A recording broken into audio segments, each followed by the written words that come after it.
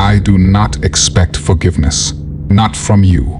Not from anyone. Not even from God, if he still listens to people like me. I used to tell myself it was just a job, that I was preserving something greater, some greater good they never explained. But deep down, I always knew what I was doing. I killed people. Not in war, not in defense. I silenced them because they saw things they should not have. Things the government decided were never meant for human eyes. The first time it happened, it was a wildlife biologist. She was young, passionate, probably no older than 30. She had been conducting a study in the Tongass National Forest, up in Alaska, so deep into the wilderness that the only way in was by float plane or hiking for days through thick timber. She was tracking wolf packs with GPS collars, logging migration patterns, habitat ranges, den activity. Nothing unusual, nothing threatening. At least, not at first. Until her tracker data started showing movements that did not make any sense. Movements too fast, too large. Predators that did not fit any known pattern. Some of the collared wolves simply disappeared off the grid without a trace. She set up remote cameras, curious, maybe even a little excited. She had no idea the danger she was stepping into. The footage she captured showed something massive, something wrong. A creature that looked like a wolf, but moved in ways no wolf ever could. Upright sometimes, hunched low others, weaving between the trees like a living nightmare. Worse, she had sound, low, guttural noises that did not match any known animal cataloged in that part of the world. Instead of quietly submitting the footage to the Wildlife Service, or letting the data quietly die in the system, she made a mistake. She posted a few blurry frames on a small research forum, half joking, calling it an anomalous predator. She mentioned cryptids once or twice. That was enough. The wrong eyes saw it. The order came down 2 days later. The directive was simple, sterile, devoid of emotion, contained the evidence, neutralized the biologist. I remember standing outside her cabin the night it happened. It was an ugly night, wind screaming through the pines, rain slashing sideways in sheets. The place was isolated, even by Alaskan standards. A simple wooden structure with a tin roof, a propane tank, a satellite dish. No neighbors for 50 miles. No one to hear or see anything. I watched her through the window, her figure hunched over her laptop, the glow of the screen the only light in the darkened woods. She looked tired, worn down, completely unaware of what was coming for her. The first step was always the same. Disorient, cut the power. I slipped around the back, severed the generator line with a simple blade. The lights inside flickered, died. She noticed almost immediately, stepping outside with a flashlight, bundled in a heavy parka, cursing under her breath. That was when I made my move. I wore black from head to toe, not because it looked dramatic, but because it left no impression in memory. No markings, no reflections, just a hole in the world where a man should have been. She barely had time to register my presence. A quick jab of the needle to the side of her neck, a carefully prepared chemical cocktail that would mimic a sudden, catastrophic aneurysm. By the time she staggered back toward her door, flashlight dropping into the mud, it was already taking hold. She collapsed halfway across the threshold, breathing shallow, the life draining out of her without even a scream. I cleaned everything. Standard protocol. Laptop drives wiped and destroyed. Cameras pulled and smashed. Memory cards burned in a small fire behind the cabin, their plastic cases curling and blackening under the flame. It was methodical, mechanical. Like scrubbing blood from a crime scene you had no emotional attachment to. The storm helped cover my tracks. The heavy rain washed away footprints, diluted the chemical traces. By the time the local authorities found her a week later, after she missed 3 check-ins, it looked like a tragic case of a young woman succumbing to an undiagnosed health issue. Living alone, isolated, no one around to help. The autopsy backed it up. A freak aneurysm. Nothing suspicious. Neat, clean, final. At the time, I slept fine. I justified it. Told myself that if she had lived, if she had managed to spread those images wider, there would have been a panic. Cryptid hunters flooding into restricted lands, disturbing something that needed to remain undisturbed. The chaos would have been worse than the lie. I needed to believe that. I clung to it like a drowning man to driftwood. But a month later, when I woke up gasping from a dream of her staring at me, eyes glassy, accusing, the rot had already started inside me. I had not just killed a threat. I had killed a woman who loved her work, who chased answers into the dark with nothing but curiosity and courage. I crushed her because the truth was inconvenient. I'm telling you this now because I can still see the rain on her face as she crumpled into the mud. I can still hear the dull thud of her body hitting the floorboards. I can still see her flashlight spinning, throwing broken beams into the dark. I can still feel the emptiness that followed, a hole opening inside me that nothing has ever filled. There was no funeral announcement beyond a 2-sentence blurb in a local paper. No awards posthumously given for her research. Her life was erased, swallowed by red tape and silent government archives. The world moved on. The forests stayed silent. No one remembered her name, but I do. Every night. Every damn night. It was a different kind of case the second time. A civilian, just a random guy who made the mistake of being in the wrong place at the wrong time. He was a hiker, early 30s, not the reckless type either. The kind who logged his trail routes, packed smart, knew how to read a map. He had been solo hiking a section of Glacier National Park, a part that even most rangers avoid unless they have a reason. He went too deep, past the safe trails, past the areas meant for tourists, right into the heart of the backcountry, where things the government does not talk about are allowed to exist without interference. He had a GoPro strapped to his chest. Caught everything. The footage was flagged within 12 hours after he uploaded it to a private server, probably thinking it would be safe there. It was not.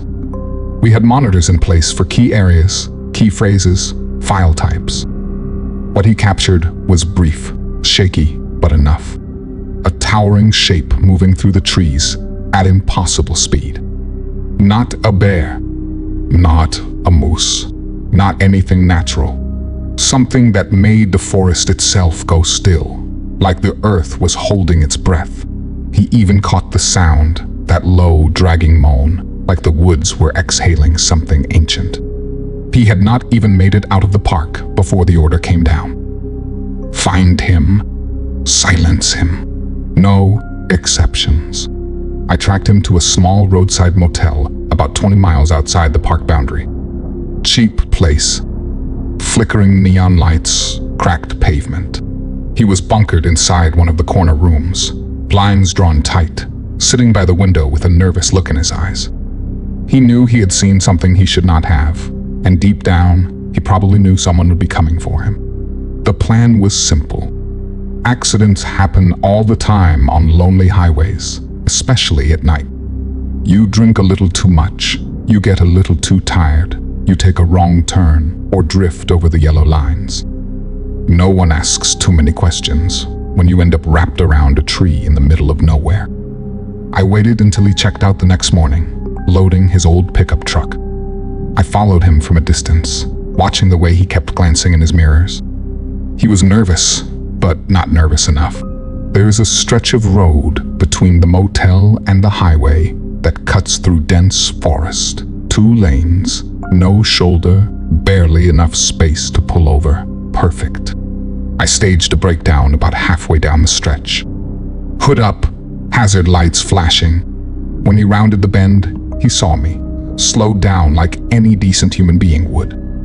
Rolled his window down a few inches. "You need help?" he asked. I looked him dead in the eyes and said, Yeah, think you could give me a jump? He hesitated. I could see the gears turning in his head. Then he nodded.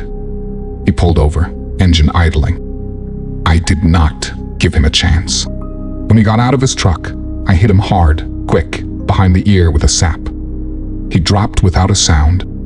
I hauled him into his own truck, strapped him into the driver's seat, positioned his hands on the wheel. Then I released the brake and let gravity do the rest. The truck rolled down a slight incline, picking up speed, veering off the road and slamming into a thick stand of pines with enough force to crumple the hood like paper. When the fire started, I was already back in my vehicle, watching from a quarter-mile away. By the time anyone found him, it was a tragic accident. Maybe he fell asleep at the wheel. Maybe he had a medical emergency. No one would ever really know. The GoPro, the laptop, his backups, all retrieved and destroyed. Wiped clean from the system like he had never been there. I told myself it was necessary. That if his footage had gotten out, it would have brought hunters, thrill seekers, reporters. A flood of attention that would have destroyed the delicate balance we maintained between the known world and the shadows it rests on. But sitting there in the dark, watching the fire flicker between the trees, I felt something break inside me. He had been a good man, just curious, just unlucky, and I had turned that curiosity into a funeral pyre. I still see his face sometimes, in the reflections of dark windows, in the puddles on the sidewalk after it rains. Not accusing, not even angry, just confused, like he cannot figure out why someone he tried to help ended his life. The worst part is, I cannot answer him. Not really. I can talk about duty, about orders, about the greater good. But the truth is simpler. I killed him because someone told me to. Because it was easier to obey than to think. Because I chose to be the weapon instead of the man. And once you make that choice, once you pull that trigger inside yourself, there is no going back. You just keep falling, deeper and deeper, until one day you realize the darkness is not around you anymore. It is inside you, and you are never getting out. There are things I have done that weigh heavier than others. Things that claw in the middle of the night when the world is quiet enough to hear your own heartbreaking. Some operations were simple, clean. One person, one problem, one solution. But there was one night, one mission that crossed every line I told myself I would never cross. It was supposed to be a routine cleanup. A hiker had gotten too close to a containment site down in New Mexico, right near the old Trinity test grounds. Officially, the area was off limits, but fences rust, signs fall, and curiosity is a stubborn thing. He had seen something not meant for civilian eyes. Not a creature this time, something worse, experimental, artificial. Whatever he stumbled across, he took pictures, uploaded them to a private cloud. Our job was to intercept and neutralize him before the wrong people could see what he had. I tracked him to a remote farmhouse out Socorro. Middle of nowhere, a dirt road winding past brittle fences and dry fields. Nothing around for miles except scattered brush and the sound of cicadas buzzing in the heat. He had holed up with his family, thinking he could lay low until he figured out what to do. He was not alone. Wife, 2 kids, a boy and a girl, no older than 7 or 8. I watched them for a full day from a distance, hidden under the wide brim of a hat and dark sunglasses, pretending to be a surveyor. The father was paranoid, checking windows, keeping the kids close, but he had no idea how far we could reach. The plan was simple. Wait until nightfall. Neutralize the father quietly. Make it look like a heart attack, a freak stroke. Clean and efficient. In and out before sunrise. I crept onto the property just after midnight. Moon high. Sky cloudless. A wind kicked dust across the yard as I moved past the fence line, silent as a shadow. I slipped around the back, found the door cracked open to let in the cool desert air.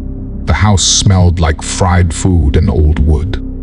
Family photos lined the hallway. Smiling faces, happy moments frozen in time. I pushed past them without a glance. The father was asleep on the couch, a shotgun resting against the armrest, like he knew something might come but did not know what. I was 3 steps into the living room when it happened. A soft gasp. I turned. There, at the end of the hallway, framed by the dim kitchen light, stood the little girl, rubbing her eyes. Her brother peeked from behind her, clutching a worn-out teddy bear. I froze. Time froze. She opened her mouth, ready to scream. I moved fast, faster than I have ever moved before. I clamped a gloved hand over her mouth, lifting her gently but firmly off the ground. She thrashed, tiny fists pounding against my arms. The boy ran back toward a bedroom, yelling for his mother. The father woke, shotgun already half raised. I had no choice. The tranquilizer dart hit him square in the chest. He fired anyway, the blast tearing a hole in the ceiling as he collapsed backward, gasping. The house was alive now. Footsteps thundering down the hall, the mother yelling his name. I dropped the girl, who bolted after her brother, and drew the second syringe. I cornered the mother at the end of the hallway. She screamed once, high and sharp, before the needle found its mark.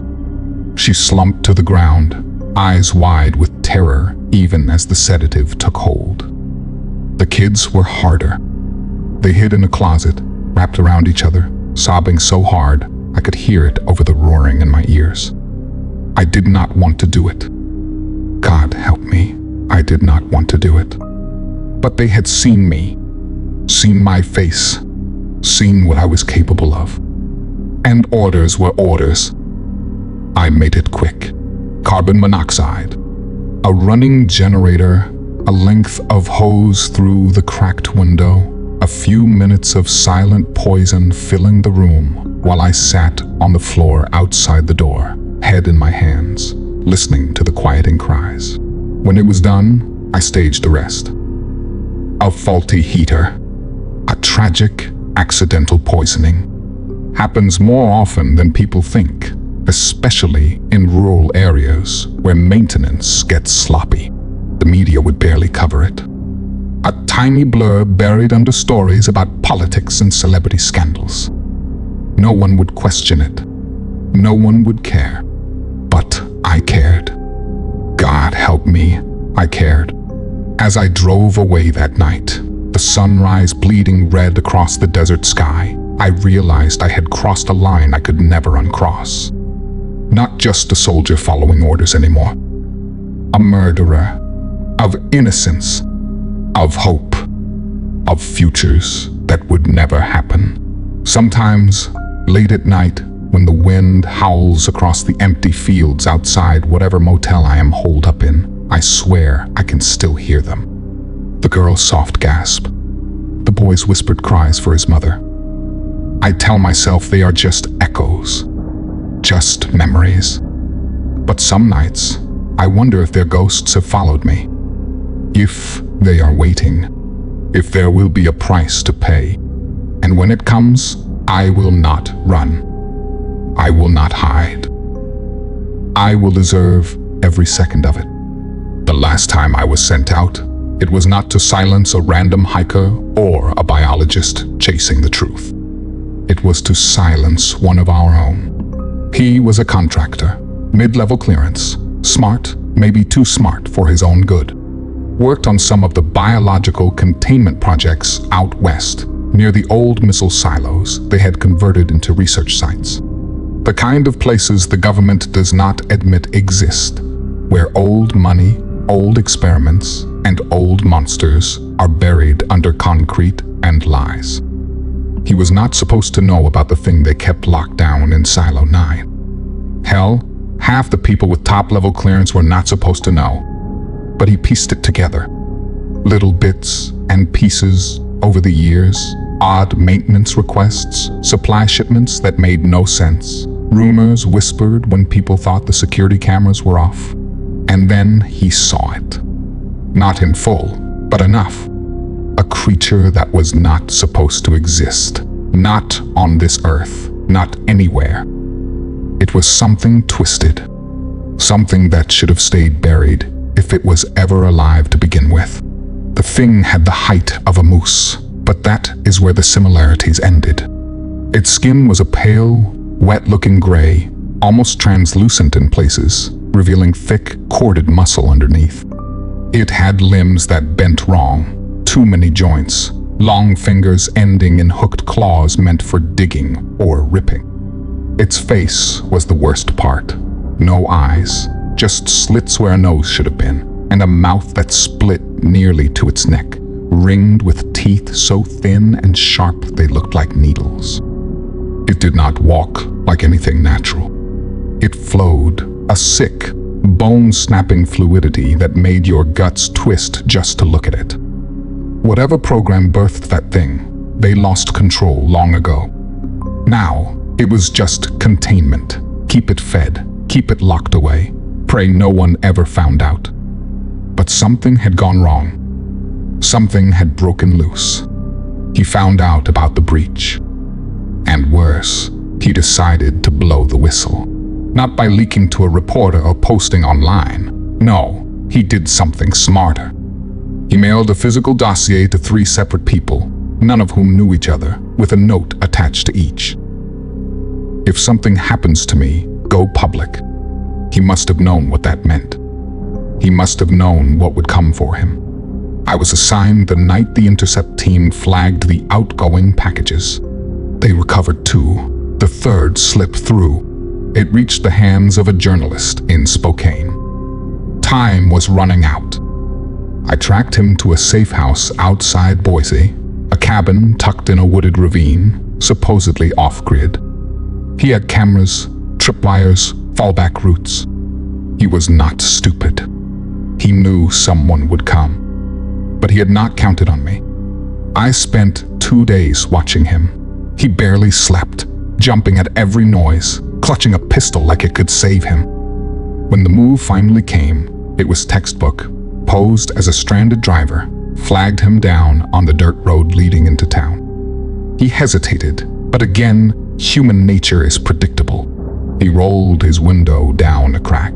I injected a fast-acting paralytic through the gap. Not lethal, not yet. He collapsed forward, onto the steering wheel, unconscious.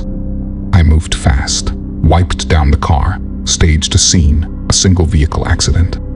I rammed his truck off the road into a ravine. By the time rescue services found him, it would look like he lost control, hit his head on the way down, bled out internally. Another statistic. Another accident. Another truth buried with the man who dared to look behind the curtain. But it did not end there. Before he lost consciousness, he managed to make a call, a single voicemail, sent seconds before the paralytic took hold. Not a detailed confession, no coordinates, just a phrase, half slurred, barely audible. "It's still alive," he said. "It's still hungry." Those 5 words said everything. The creature was no longer contained. It was out, somewhere in the wilderness, free. And the world had no idea what was coming. That message reached the journalist in Spokane. And from there, the cracks started spreading. Witness reports began trickling in. Mangled cattle found stripped to the bone in minutes. Hikers vanishing without a trace. Strange howls rising from deep canyons where no animal should have been. Locals whispered about it now, calling it the gray hunger, the ravener, the boneless wolf. Names do not matter. Whatever it is hunting now. Free. And for the first time in my miserable, blood-stained career, I realized the truth. All those years, all those lies, all those people I silenced to protect the secret. It was never about keeping the world safe. It was about keeping them ignorant, keeping them blind to the fact that sometimes monsters are real. Sometimes the dark really is full of teeth. And sometimes the people telling you to look the other way are the ones who unleashed the nightmare in the first place. I think about the man in the truck sometimes, about the look he gave me just before the drug took him, a mixture of terror and a grim kind of satisfaction, like he knew he had still beaten me somehow. He had passed the torch. He had lit the fire, and no matter how many bodies we buried, no matter how many truths we erased, the blaze would spread.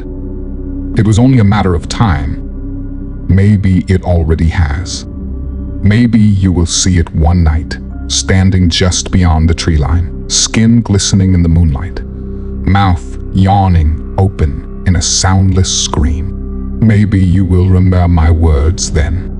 Maybe you will understand. I do not deserve forgiveness. I do not deserve mercy. I deserve to be hunted, just like every other fool who thought they could cage a monster.